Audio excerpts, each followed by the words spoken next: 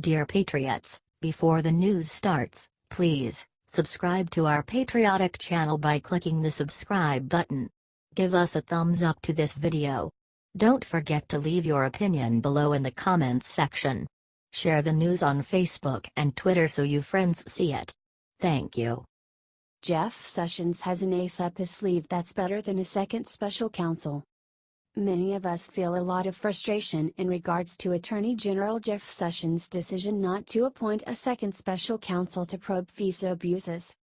Turns out Sessions has an ace up his sleeve and it's way better than a second special counsel. From Breitbart. Washington, D.C., Professor Jonathan Turley, a top national legal expert on government investigations, commented on Thursday about Attorney General Jeff Sessions' decision to bring in U.S. Attorney John Huber.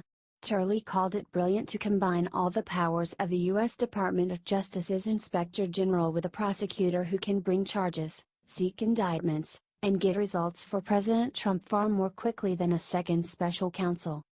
Turley is a law professor at George Washington University, who attained national fame during the 1998 impeachment of President Bill Clinton as a top legal authority on special counsels and congressional investigations of government wrongdoing, including criminal wrongdoing.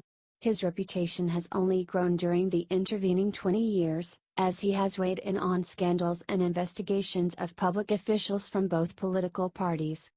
Sessions sent a letter to House Judiciary Committee Chairman Bob Goodlatte, RVA, House Oversight Committee Chairman Trey Gowdy, RSC, and Senate Judiciary Committee Chairman Chuck Grassley, REA, informing them that Huber is conducting a full-fledged criminal investigation into all the matters Republicans are calling for a special counsel to investigate.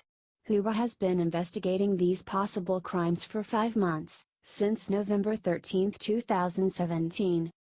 During an interview on Lou Dobbs's Fox Business Network show, Turley explained to guest host Stuart Varney that the media are wrongly reporting that Sessions will not appoint a second special counsel.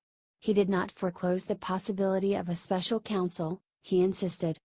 Instead, Turley explained that Sessions has ordered Huber to team up with the Inspector General, IG, within the Justice Department to investigate these matters.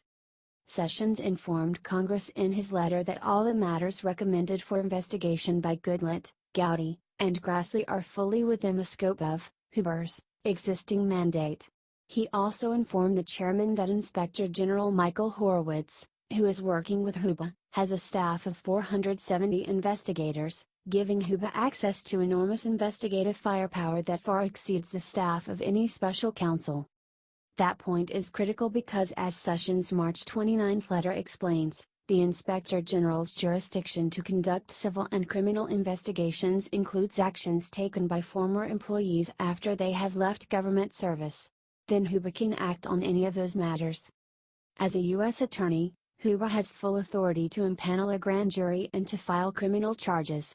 A grand jury can be impaneled anywhere, which means that it could be a group of citizens from deep red Utah, in the heart of Trump country, instead of the D.C. swamp that decides whether to hand down indictments for felony prosecution. The Inspector General's jurisdiction extends not only to allegations of legal violations, but also to allegations that department employees violated established practices as well, Sessions added in his letter, which means that the IG's report can hold people accountable even for actions that do not violate a specific statute. I think, Sessions did the right thing here, said Turley. I think the president should listen to General Sessions on this one. Sessions can always appoint a special counsel, Turley explained, but that should not even be necessary because Huber has the ability to prosecute cases. Do these prosecutors have the same power to investigate and get to the bottom of things that a special counsel would have? Varney asked. Actually, yes, Turley answered. I think people are missing what could be a brilliant move here by Sessions. What he did is he essentially combined the powers of the Inspector General with the powers of a line prosecutor. This prosecutor does have not just the experience and training to look for a criminal case, he has the ability to move a case of that kind in court, Turley emphasized. Not only that, but if Sessions believes crimes were committed, but Huber for some reason does not bring charges, Sessions has reserved the right to go ahead and appoint a special counsel, said Turley. "That's a powerful combination," he observed. When Varney asked if Huba and Horowitz's status as Obama holdovers creates a possible problem for Sessions and President Trump, Turley said no, observing that each man has a great reputation as a dogged investigator. Breitbart News has separately confirmed that Utah Senators Orrin Hatch and Mike Lee, both of whom are Republicans who support aggressive investigations of these scandals, enthusiastically supported Huba to be reappointed by President Trump as his U.S. Attorney in Utah. The Senate confirmed Huba in 2017 for a second term. Huba is a Utah lawyer, not a D.C. lawyer. That distance between him and Washington is very important, Turley explained, because Huba is not part of the deep state, that is, not cozy buddies with the cocktail party scene that is suspected of perpetrating all of these actions against President Trump and his administration. Turley said President Trump should be very happy that Sessions chose this route of appointing Huba, who has the power to seek indictments and prosecute cases, and teamed him up with Horowitz, who has 470 investigators at his disposal, if the president wants to see swift and decisive action. If a special counsel were appointed, there would be a great deal of delay, Turley stated, versus the team of Huba and Horowitz, who are already 5 months into this investigation.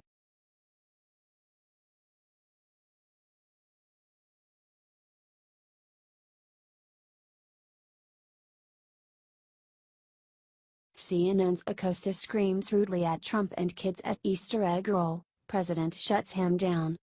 CNN's Jim Acosta made waves at the annual White House Easter egg roll. The event is for the kids, but Acosta just couldn't help himself as he screamed questions at President Donald Trump, who is coloring with a group of young children. Trump didn't waste any time shutting down the rude CNN reporter after Acosta refused to stop shouting one question. "You'll love how the president turns it into a win and makes Acosta look like a fool. What kind of idiot interrupts the president while he is coloring with kids at the annual Easter egg roll?" The answer is CNN's Jim Acosta, who is known for his brazen outbursts at White House Press Secretary Sarah Huckabee Sanders. Acosta does not hide the fact that he is biased against Trump, which makes his assignment as a White House correspondent troubling, to say the least. President Trump is the master at getting the upper hand in moments like this. Consider Trump during the presidential debates and his astute instincts for taking a reporter's question and ad-libbing a devastating comeback. This is what he did to Acosta. Fox News reported, CNN chief White House correspondent Jim Acosta was slammed on Monday for shouting questions at President Trump while he was coloring with young children at the White House Easter egg roll. The annual egg roll brings families from all over the country for a day of Easter-related festivities, which Trump's 12-year-old son, Barron, and many of his grandchildren also attended. Fox adds, but Acosta, while the president was seated with a group of youngsters, shouted, "Mr. President, what about the DACA kids? Should they worry about what is going to happen to them, sir?" So, you get the picture. Trump's seated while coloring with young kids, and the interloper Acosta breaks the mood by screaming like a banshee. In this YouTube video, you can't hear Acosta, which we will get to later, but you can hear Trump's response. The Democrats let them down, and that's a shame. And now people are taking advantage of DACA, and that's a shame, said Trump, and then he went back to coloring. Like we have said, Acosta's behavior was so rude. Other reporters were angry at him and tweeted out their feelings along with the video of Acosta screaming out his lame questions. Here's Jim Acosta yelling at Trump about DACA while the president colors with Barron, Melania and children gathered at the White House, tweeted Benny Johnson, a reporter at the Daily Caller. Johnson added in another tweet, Jim Acosta just yelled at Trump while he was coloring with children at the WH Easter egg roll. What about the DACA kids? Didn't you kill DACA? Trump responded saying the Dems really let them down. Then Trump kept coloring. Press corps groaned. Twitter erupted with leftist reporters defending Acosta, even though Barack Obama was never ever interrupted at the Easter egg roll or any event where kids were present. This was not a press conference, obviously, and Jim Acosta proves once again that he's all about Jim Acosta. Ben Shapiro responded to CNN's biggest idiot by tweeting, Jim Acosta loves him some Jim Acosta. which was also a response to Acosta tweeting at Benny Johnson a sarcastic tweet saying, "Thanks for your coverage, Benny." James Hassan tweeted, "I give this Acosta performance a 3/10. No poem this time, Jim? Are you even trying anymore?" Most Americans are pretty fed up with Jim's antics. It seems he's so full of himself that he thinks screaming DACA questions will get him some big ratings at CNN. The Daily Caller reporter Benny Johnson finally had enough of the leftist idiots comparing how the press treated Barack Obama, which made him tweet, "I covered a couple of Obama-era Easter egg rolls. Never once did I see the press use it as an opportunity to shout questions at the president in front of his children and wife, and dozens of other gathered children. Maybe I missed something?" We all know that Obama was treated like a king and that no one in the mainstream media did their job. They were part of the Obama administration, backing up his lies and covering for his scandals, like Benghazi and Fast and Furious. Jim Acosta would not have dared scream at Obama as he did Trump. You know the media is dead wrong when they become the story. Here's hoping that this latest outburst by Acosta was enough to throw him out of the press corps for good. He has no business pretending to be an unbiased source. He is a hack, and he is not a very bright hack either. Time to send him packing.